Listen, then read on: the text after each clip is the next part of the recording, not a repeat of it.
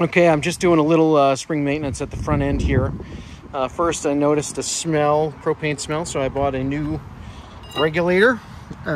These are like 30 bucks on Amazon, and it's just a matter of disconnecting it here.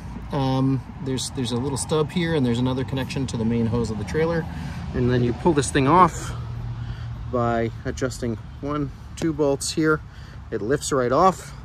Then you install the new one. The only real thing to note on that is that you have to use special seal tape. It is yellow, and it will say gas on it. So like this says gas on it. So you got to use that special seal tape. While I was at it, I took the liberty of looking at these trays, which had gotten all rusty, and I used a grinder to clean them off, and then hit them with some paint. And then I hit all sorts of little areas, including this warning sticker, with some touch-up paint to just keep the rust out.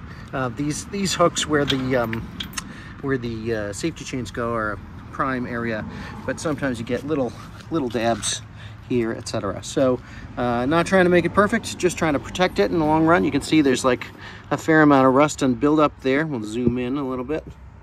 That I just sort of ground back and painted, and in a few years I might replace that part, but until that few years I'm in pretty good shape.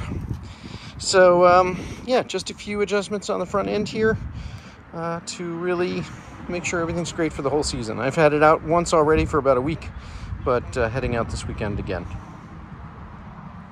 Hope that helps.